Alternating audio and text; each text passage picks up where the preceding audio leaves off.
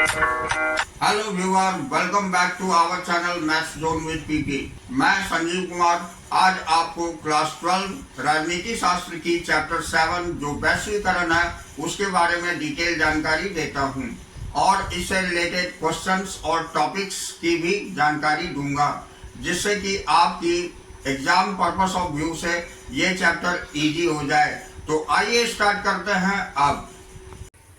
हाँ, तो आइए आज हम आपको इस टॉपिक जो सांस्कृतिक प्रभाव है यहाँ से लेके चलते हैं। तो वैश्वीकरण के परिणाम सिर्फ आर्थिक और राजनीतिक दायरों में ही नजर नहीं आते, हम घर में बैठे हो तब भी इसकी चपेट में होते हैं। हम जो कुछ खाते पीते पहनते हैं अथवा सोचते हैं सब पर इसका असर नजर आता है। हम जिन बातों को अपनी पसंद कहते हैं वे बातें भी वैश्वीकरण के असर से तय होती है। वैश्वीकरण के सांस्कृतिक प्रभावों को देखते हुए इस भय को बल मिला है कि यह प्रक्रिया विश्व की संस्कृतियों को खतरा पहुंचाएगी। वैश्वीकरण से यह होता है क्योंकि वैश्वीकरण सांस्कृतिक समरूपता ले आता है।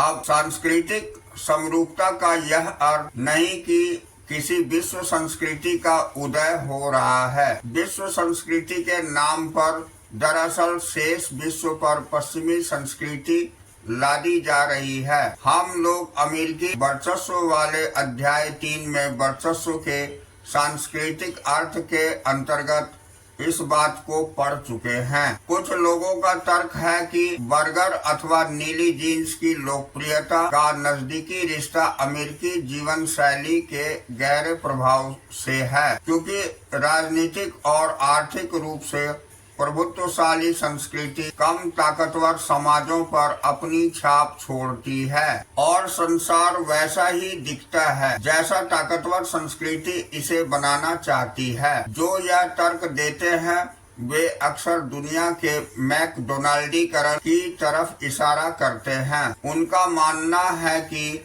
विभिन्न संस्कृतियां अब अपने को प्रभुत्वशाली अमेरिकी ढर्रे पर ढालने लगी है। चूंकि इससे पूरे विश्व की समृद्धि सांस्कृतिक धरोहर धीरे धीरे खत्म होती है, इसलिए यह केवल गरीब देशों के लिए ही नहीं बल्कि समूची मानवता के लिए खतरनाक है। इसके साथ साथ यह मान लेना एक भूल है कि वैश्वीकरण के सांस्कृतिक प्रभाव सिर्फ नकारात्मक है। संस्कृति कोई जड़ वस्तु नहीं होती। हर संस्कृति हर समय बाहरी प्रभावों को स्वीकार करते रहती है। कुछ बाहरी प्रभाव नकारात्मक होते हैं क्योंकि इससे हमारी पसंदों में कमी आती है। कभी कभी बाहरी प्रभावों से हमारी पसंद नापसंद का दायरा बढ़ता है, तो कभी इनसे परंपरागत सांस्कृतिक मूल्यों को छोड़े बिना संस्कृति का परिष्कार होता है। बर्गर मसाला डोसा का विकल्प नहीं है, इसलिए बर्गर से वस्तुतः कोई खतरा नहीं है। इससे हुआ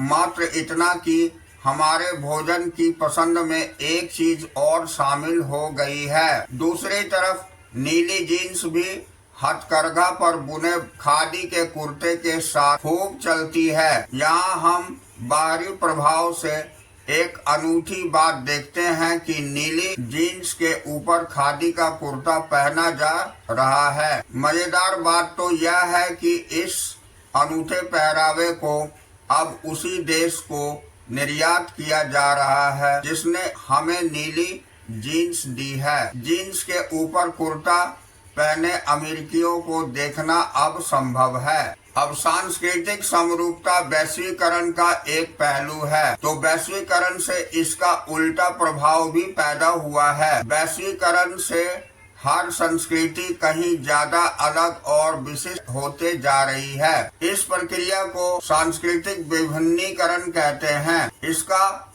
मतलब यह नहीं कि संस्कृतियों के मेलजोल में उनकी ताकत का सवाल गौण है, परंतु इस बात पर भी ध्यान देना चाहिए कि सांस्कृतिक प्रभाव एक तरफा नहीं होता।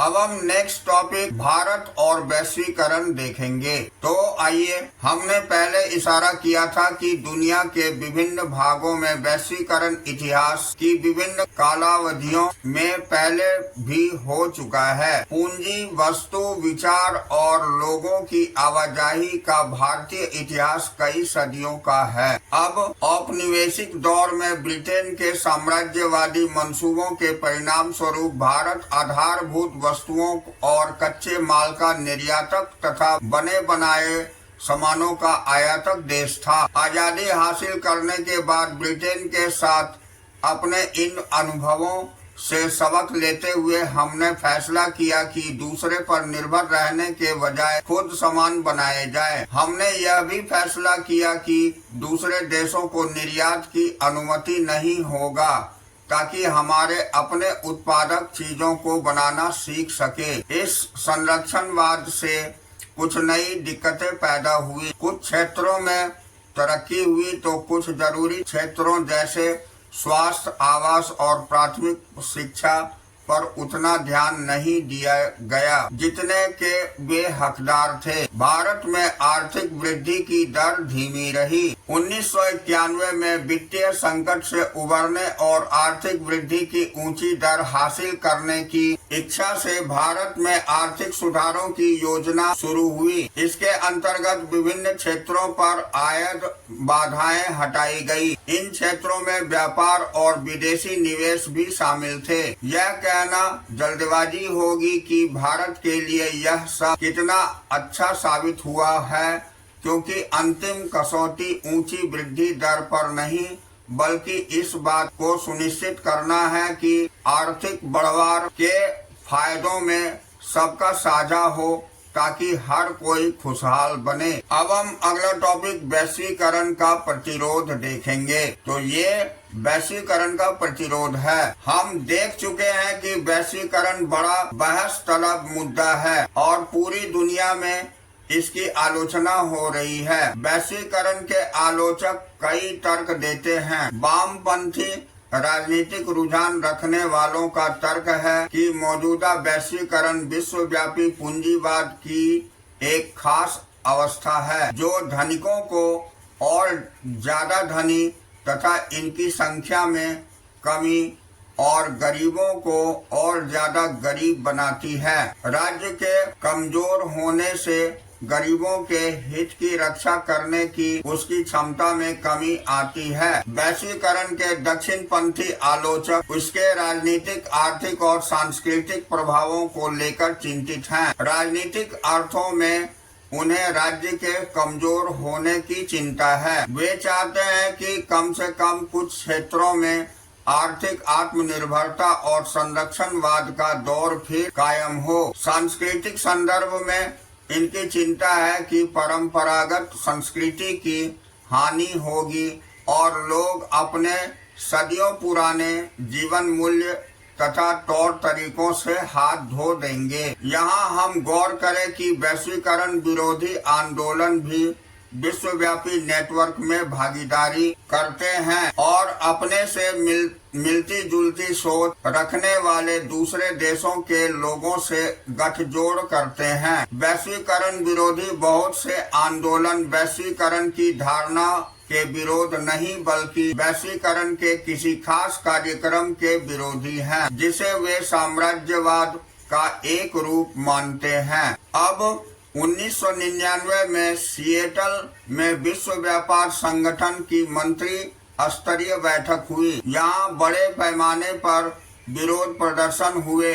आर्थिक रूप से ताकतवर देशों द्वारा व्यापार के अनुचित तौर तरीके के अपनाने के विरोध में ये प्रदर्शन हुए थे। विरोधियों का तर्क था कि उदीयमान वैश्विक आर्थिक व्यवस्था में विकासशील देशों के हितों को समुचित महत्व नहीं दिया गया है। अब नव उदारवादी वैश्वीकरण के विरोध का एक विश्वव्यापी मंच वर्ल्ड सोशल फोरम WSF है। इस मंच के तहत मानवाधिकार कार्यकर्ता, पर्यावरणवादी, मजदूर, युवा और महिला कार्यकर्ता एकजुट होकर नव उदारवादी वैश्वीकरण का विरोध करते हैं। वर्ल्ड सोशल फोरम की पहली बैठक 2001 में ब्राजील के पोर्टो अलेग्रे में हुई। 2004 में इसकी चौथी बैठक मुंबई में हुई थी। इसकी बैठक नेपाल में फरवरी 2024 में हुई थी। अब हम इस चैप्टर की लास्ट टॉपिक जो हमारी भारत और वैश्वीकरण का प्रतिरोध है इसे देखेंगे। तो आइए वैश्वीकरण के प्रतिरोध को लेकर भारत के अनुभव क्या हैं? सामाजिक आंदोलनों से लोगों को अपने पास पड़ोस की दुनिया को समझने में मदद मिलती है। लोगों को अपनी समस्याओं के हल तलाशने में भी सामाजिक आंदोलनों से मदद मिलती है। भारत में वैश्वीकरण का विरोध कई इलाके से हो रहा है। आर्थिक वैश्वीकरण के खिलाफ वामपंथी तेवर की आवाजें राजनीतिक दलों की तरफ से उठी है, तो इंडियन सोशल फोरम जैसे मंचों से भी औद्योगिक, श्रमिक और किसानों के संगठनों ने बहुराष्ट्रीय निगमों के प्रवेश का विरोध किया है। कुछ वनस्पतियों मसलन नीम को अमेरिकी और यूरोपीय फर्मों ने पेटेंट कराने के प्रयास किए, इसका भी कड़ा विरोध हुआ।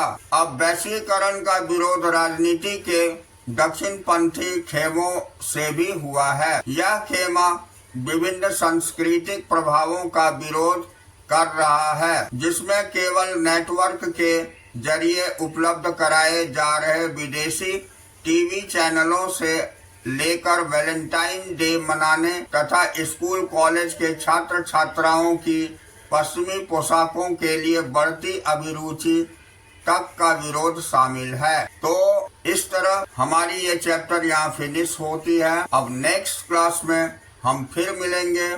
तो that's all for today. We will meet again on the next class.